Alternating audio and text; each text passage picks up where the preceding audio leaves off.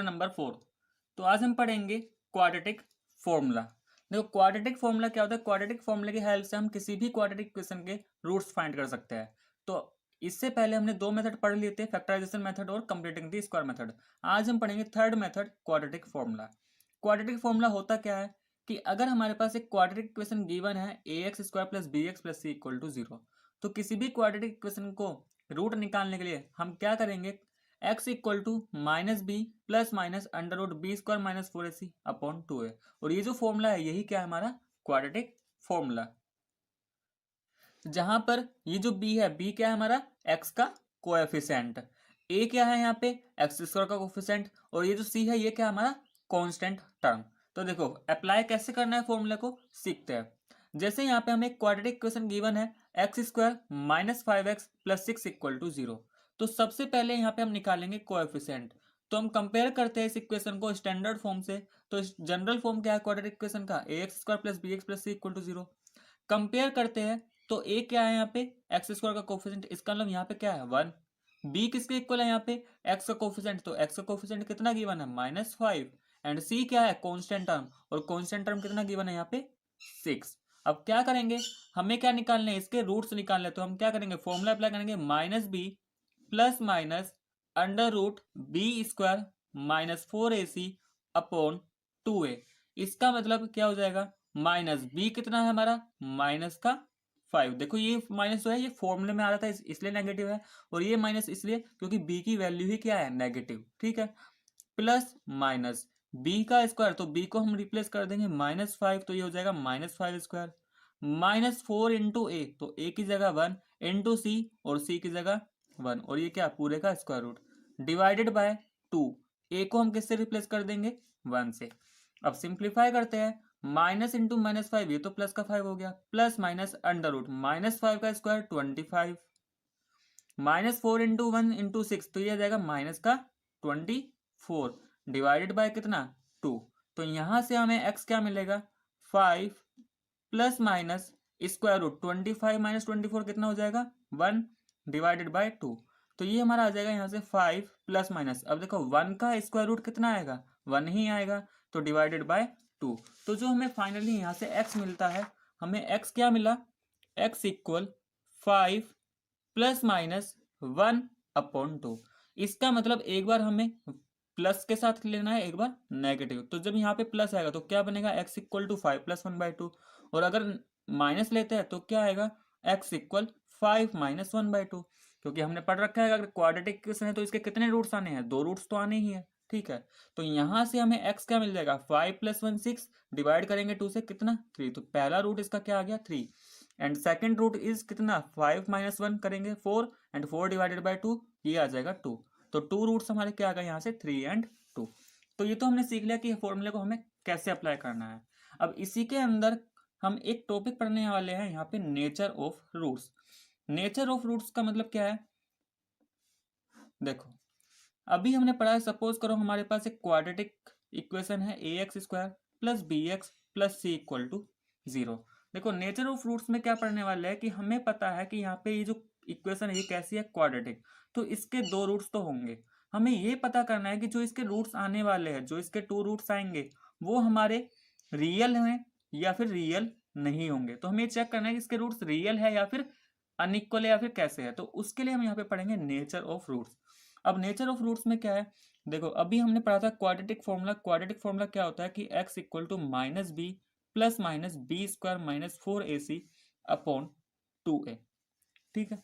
अब देखो ये जो बी स्क्वायर माइनस 4ac है इसको हम बोलते हैं कैपिटल डी, और डी का मतलब क्या होता है डिस्क्रिमिनेंट,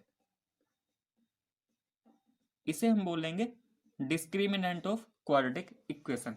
और इस डी की वैल्यू पे ही क्या डिपेंड करेगा हमारा नेचर ऑफ रूट्स। तो यहाँ पे 3 केसेस आने वाले हैं। पहला क्या कि अगर हमारा जो डी है वो क्या हो जाए ग्रेटर देन 0, मतलब कि जो बी स्क्वायर माइनस 4ac की वैल्यू आने वाली है वो क्या है पॉजिटिव आए, 0 से ज्यादा आए। तो अगर डी हमारा ग्रेटर देन 0 तो जो इक्वेशन होंगे उसके रूट्स क्या होंगे, हमारे रूट्स आर रियल होंगे एंड अनइक्वल होंगे। तो 2 रियल रूट्स आएंगे लेकिन दोनों क्या होंगे डिफरेंट होंगे। सेकंड इसमें आता है अगर डी हमारा इक्वल टू जीरो हो जाए, मतलब B square minus four A सी किसके बराबर हो जाए, जीरो के बराबर। तो अगर डी की वैल्यू जीरो आ रही है तो इस केस में क्या होगा, जो हमारे रूट्स आएंगे, जो भी हमारी वैल्यू आएगी, तो रूट्स तो हमारे रियल होंगे, लेकिन यहाँ पे रूट्स दोनों क्या आएंगे, इक्वल आएंगे, यानी कि दोनों ही वैल्यूज क्या होंगी, इक्वल होंगी।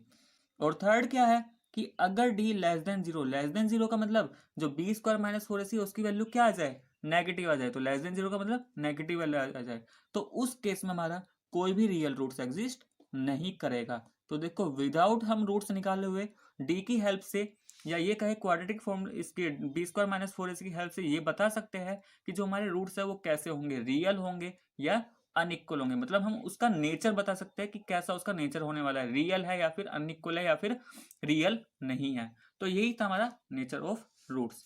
देखो इसके ऊपर हम एक क्वेश्चन लेते हैं। जैसे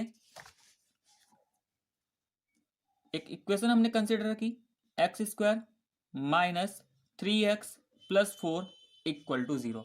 अब ये चेक करना है कि इस इक्वेशन के कैसे रूट्स है, रियल है या फिर रियल नहीं है। तो हम क्या करेंगे, सबसे पहले इसको स्टैंडर्ड फॉर्म से कंपेयर करते हैं। तो स्टैंडर्ड फॉर्म क्या होता है, A X square plus B X plus सी।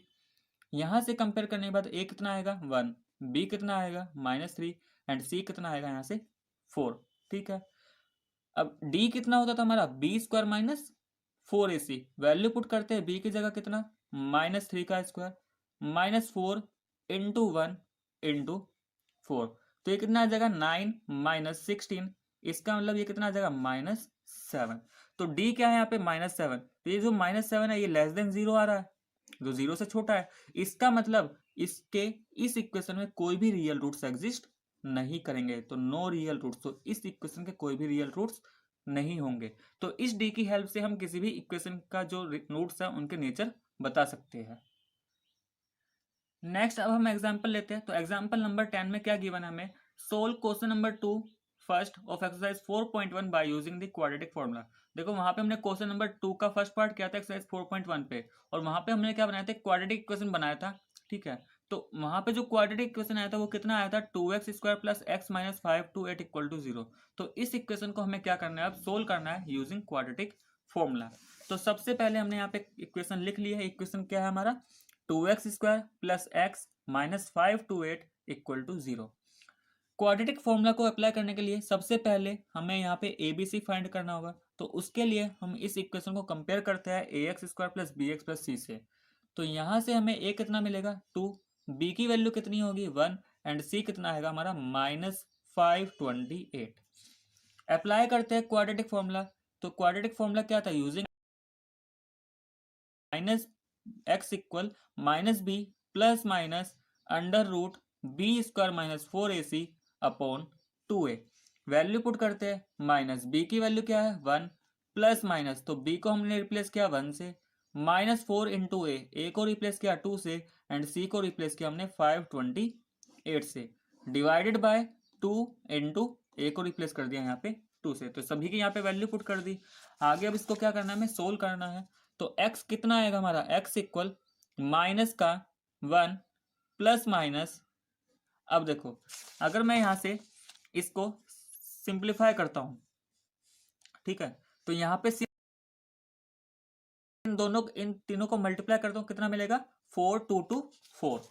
तो ये आ जाएगा हमारा, वन का स्क्वायर तो वन हो गया, और ये आ गया 4224 डिवाइडेड बाय फोर। सिंप्लीफाई करते आगे, माइनस वन प्लस माइनस ये बन गया हमारा 4225 divided by four equal minus one plus minus. अब यहाँ हमें चेक करना है स्क्वायर रूट ऑफ 4225।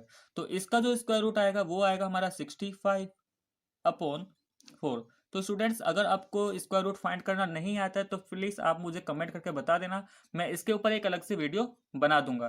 तो या फिर हमें आपको फाइंड करना आता है तो प्राइम फैक्टराइजेशन से भी फाइंड कर सकते हैं, या फिर डिवीजन मेथड से भी फाइंड कर सकते हैं। नहीं आता तो आप कमेंट करके जरूर बताना। तो यहाँ से x क्या आ जाएगा, अब दो वैल्यूज हमें मिलेगी, एक बार प्लस के साथ और एक बार नेगेटिव के साथ। तो x equal minus one plus 60/4, and second is minus one minus 65/4। यहां से x कितना मिल जाएगा, 65 माइनस वन, ये कितना हो जाएगा 64/4। तो x कितना आ जाएगा 16।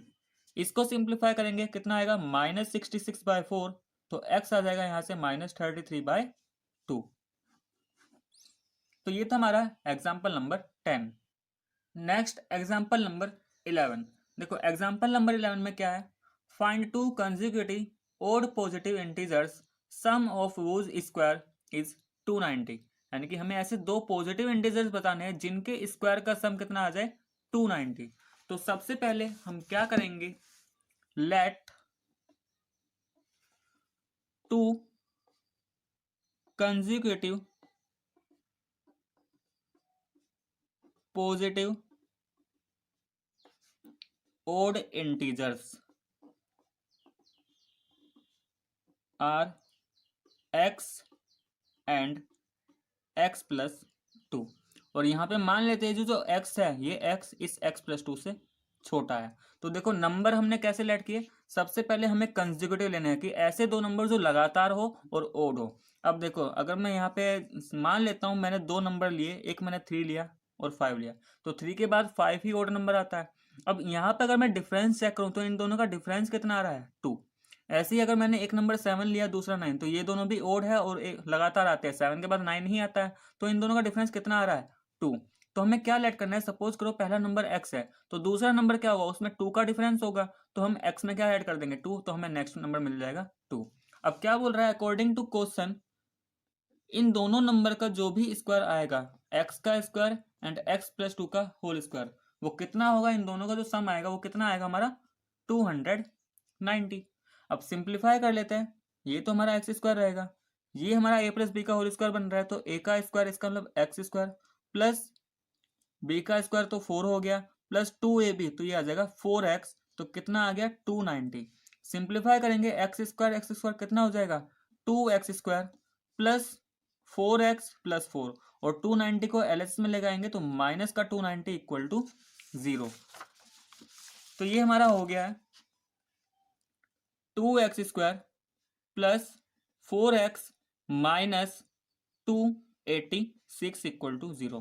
देखो यहां से 2 का फैक्टर कॉमन आ रहा है तीनों टर्म में से, तो ये मिलेगा हमें x square plus 2x minus 143 equal to 0।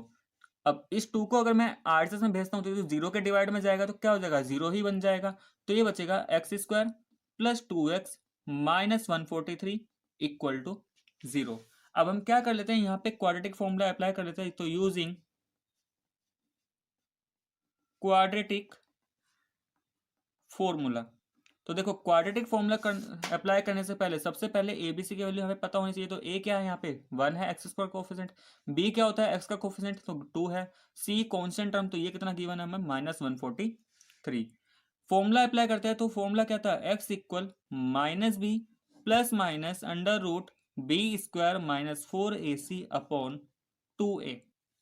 ठीक है, तो ये कितना आ जाएगा माइनस बी की वैल्यू कितनी 2 प्लस माइनस बी स्क्वायर इसका मतलब 2 square minus 4 into 1 into 143 divided by 2 into 1, तो ये आ जाएगा हमारा माइनस का 2 प्लस माइनस 2 का स्क्वायर 4 माइनस ये हो जाएगा 4 3 12 4 4 16 और ये 17 4 1 4 5, तो 572, तो कितना आ जाएगा, तो ये सी कितना था हमारा नेगेटिव का -143, तो ये आ गया +572 डिवाइडेड बाय कितना 2। यहाँ से सिंप्लीफाई करेंगे -2 प्लस -4 प्लस 572, ये कितना हो जाएगा 576 डिवाइडेड बाय 2।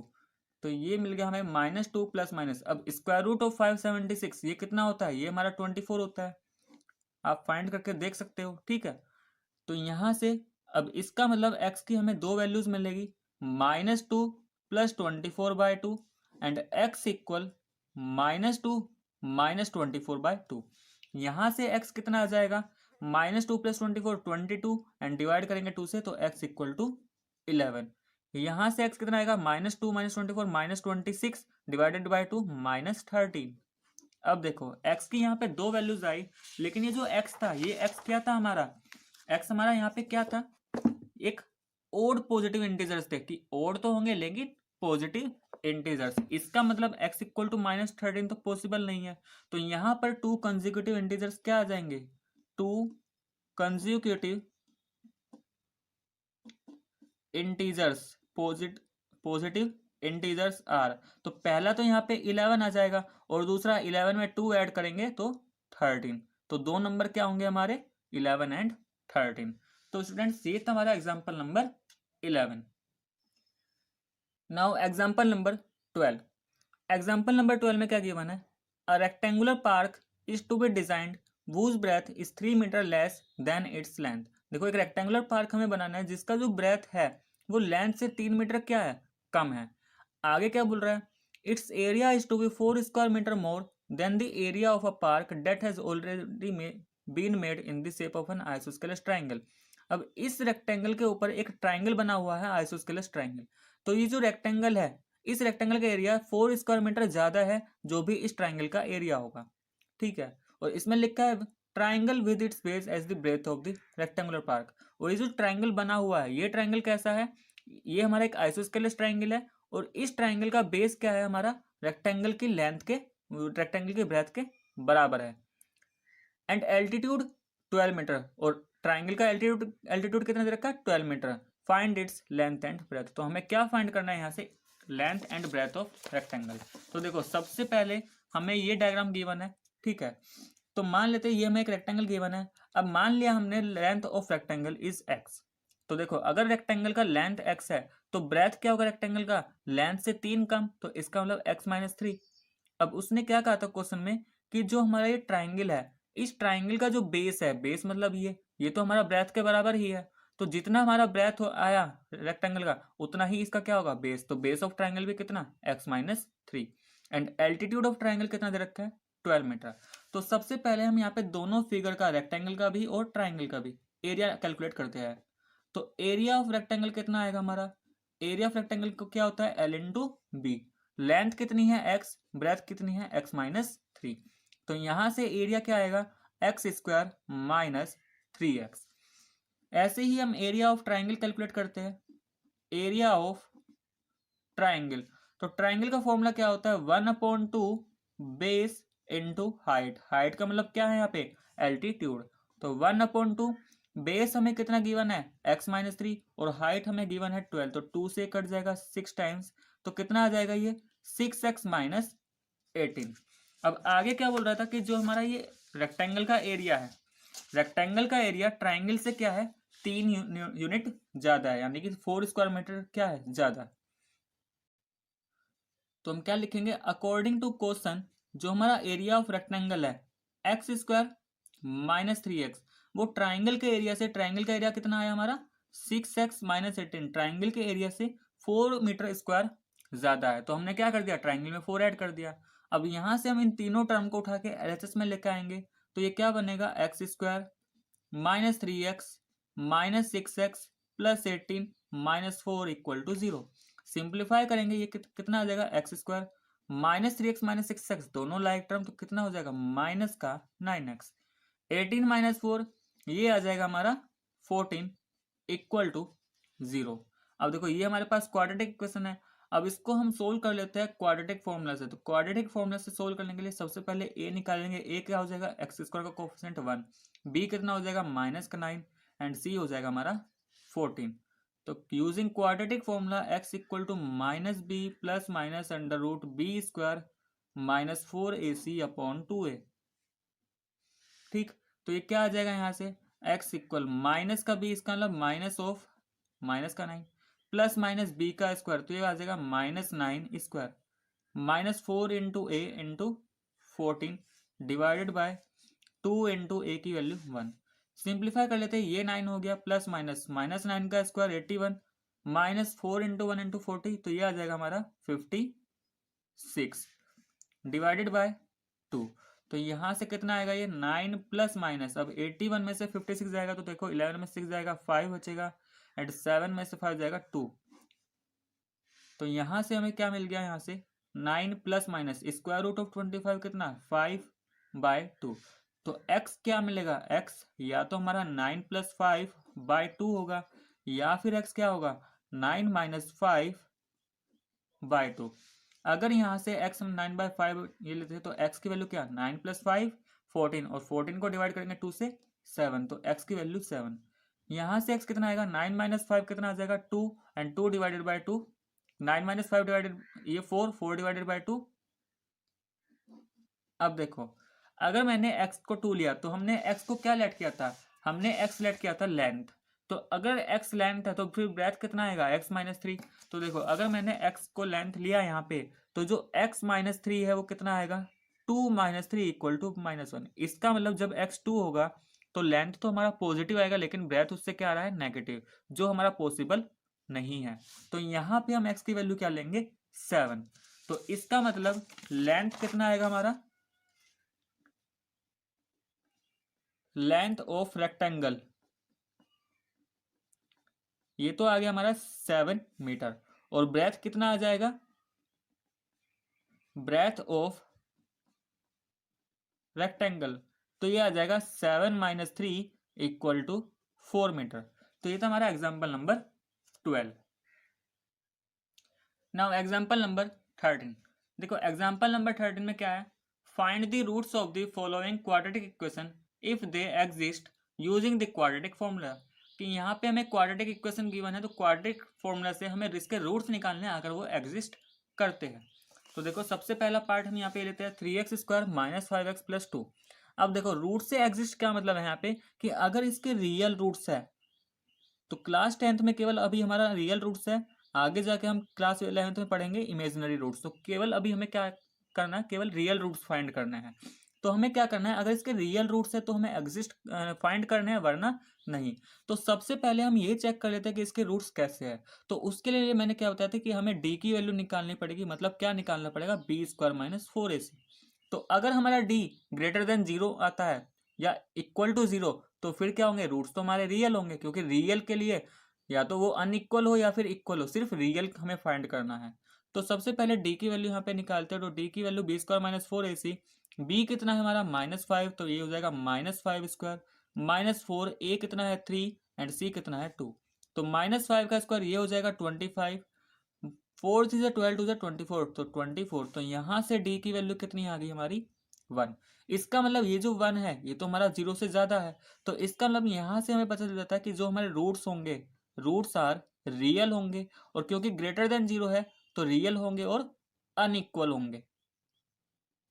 तो अब हम रूट्स निकाल लेते हैं। रूट्स निकालने का फॉर्मूला क्या होता है, -b plus minus b square minus 4ac upon 2a। अब देखो बी स्क्वायर माइनस 4ac किसके बराबर होता है, डी के बराबर होता है। तो इसको मैं सिंपली डी लिख सकता हूँ। तो फॉर्मूला हमारा ये बन जाता है -b plus minus root D upon 2a। अब वैल्यू पुट करते हैं, माइनस बी की वैल्यू कितनी थी, -5 plus minus square root of D, D अभी हमने फाइंड किया कितना आया 1, डिवाइडेड बाय 2 इंटू ए की वैल्यू कितनी है 3। सिंप्लीफाई करेंगे इसको आगे तो ये कितना हो जाएगा, -5 ये हमारा +5 हो गया, plus minus square root of 1 कितना हो गया 1 डिवाइडेड बाय 6।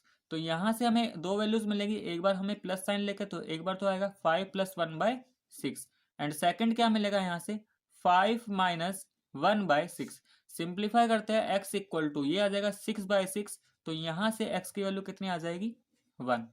इसे को सिंप्लीफाई करेंगे 5 - 1 4/6, तो x कितना आ जाएगा 2/3। तो यहाँ से हमारे रूट्स क्या आ गए 1 एंड 2/3। तो ये था हमारा एग्जाम्पल नंबर 13 का पार्ट फर्स्ट। एग्जाम्पल नंबर 13 का पार्ट सेकंड लेते हैं। पार्ट सेकंड में हमें क्या गिवन है, X square plus 4x plus 5 equal 0। अब देखो यहाँ पे हमें इसको चेक करना है कि इसके रूट्स रियल है या फिर नहीं। तो सबसे पहले तो हम चेक करते हैं कि इसके रूट्स रियल है या फिर नहीं। उसके लिए हम यहाँ पे a निकालते हैं, a कितना आएगा 1, b कितना आएगा 4 and c is 5। Now using formula d equal b square minus 4ac। तो देखो ये कितना आएगा b का स्क्वायर, इसका मतलब 4 square minus 4 into A into 5। तो कितना आ जाएगा यहाँ पे 16 - 20 इक्वल टू -4। तो डी की वैल्यू यहाँ पे क्या आ रही है -4। ये जो -4 है ये तो लेस देन 0 है, तो इसका मतलब जो हमारा डी है वो क्या है, लेस देन 0 मतलब नेगेटिव। तो इसका मतलब यहाँ पे हम बोल देंगे इसके कि there is no real roots, और जब इसके रियल रूट्स ही नहीं है तो हम इसे फाइंड नहीं करेंगे। तो ये था हमारा part number second. Next question, third question इसका एग्जाम्पल 13 का पार्ट थर्ड में हमें गिवन है 2x² minus 2√2x plus 1 equal to 0। तो सबसे पहले यहाँ पे हम ए बी सी निकालते हैं। ए कितना है हमारा 2, बी दे रखा है हमें एक्स का कोफिशिएंट ये हो जाएगा -2√2 एंड सी कॉन्स्टेंट टर्म ये हो गया 1। सबसे पहले हम डी चेक करेंगे तो डी कितना आएगा b² -4ac। तो b कितना आ जाए -2√2 का होल स्क्वायर -4 इंटू ए की जगह 2 एंड सी की जगह 1। सिंप्लीफाई करेंगे -2√2 का स्क्वायर कितना आ जाएगा, देखो 2 का स्क्वायर 4 आएगा और √2 का स्क्वायर 2, तो 4 2 जा 8 और माइनस की पावर जब इवन होगी तो पॉजिटिव बन जाएगा। ये क्या 4 - 2 8, इसका मतलब डी 0। तो यहाँ से हमें क्या मिलता है कि हमारी जो डी की वैल्यू है वो क्या आ रही है 0। और अगर डी 0, इसका मतलब रूट्स जो होंगे वो हमारे रियल तो आएंगे, रूट्स आर रियल, बट दोनों ही रूट्स क्या होंगे, जो दोनों की वैल्यू जो आएगी वो इक्वल होगी। ठीक है, तो ध्यान रखना अगर हमारा डी 0 हो या फिर ग्रेटर देन 0 तो उस केस में रूट्स रियल होंगे, लेकिन अगर यहाँ पे डी 0 है तो रूट्स इक्वल होंगे और 0 से ज़्यादा कुछ भी हुआ पॉजिटिव नंबर तो रूट्स अनइक्वल होंगे। तो इसका मतलब इस केस में भी हमें रूट्स क्योंकि रियल तो है तो फाइंड तो यहाँ पे भी करना है। तो उसके लिए फॉर्मूला क्या होगा -b plus minus √b² -4ac। तो देखो अभी बताया था पिछले वाले एग्जाम्पल में कि यहाँ पे मैं इसको डी लिख सकता हूँ सिंपली अपॉन 2 है, क्योंकि जो b² -4ac होता है वो डी ही तो होता है, तो मैंने इसको सिंपल डी लिख दिया क्योंकि मुझे डी की वैल्यू क्या है पता है। अब क्या करेंगे, माइनस b कितना था हमारा माइनस का 2√2 प्लस माइनस डी कितना आया है 0 डिवाइडेड बाय 2 इंटू 2। तो ये क्या बन जाएगा हमारा 2√2 प्लस माइनस, अब स्क्वायर रूट ऑफ 0 तो 0 ही रहेगा, नीचे आ गया 4। इसका मतलब यहाँ से x की दो वैल्यू आएगी, देखो 2√2 प्लस 0/4 लिखो या फिर x इक्वल टू 2√2 माइनस 0/4 लिखो। तो दोनों से हमें सेम ही वैल्यू मिलने वाला है क्योंकि 0 सब्ट्रैक्ट करो या फिर ऐड करो तो उस नंबर पे कोई फर्क नहीं पड़ता। तो ये क्या आ जाएगा 2√2/4, 2 से ये कट जाएगा 2, तो कितना बचेगा √2/2। अब देखो इसको अगर मैं और सिंप्लीफाई करूं तो √2, इस 2 को मैं लिख सकता हूं √2 इंटू √2। तो एक रूट से एक रूट कैंसिल, तो यहां से x की वैल्यू क्या आएगी 1/√2। सिमिलरली अगर इसको मैं देखूं तो ये क्या है 2√2/4, तो दोनों ही सेम है, तो यहाँ से भी x क्या आएगा सेम ही आने वाला है। ठीक है, तो ये चीज़ तो हमें पहले ही पता लग गया था कि रूट्स कैसे आएंगे इक्वल ही आएंगे। तो ये था हमारा एग्जाम्पल नंबर 13। तो स्टूडेंट्स आपको मेरा वीडियो कैसे लगा तो प्लीज़ कमेंट करके ज़रूर बताना। तो वीडियो को लाइक करें और शेयर करें।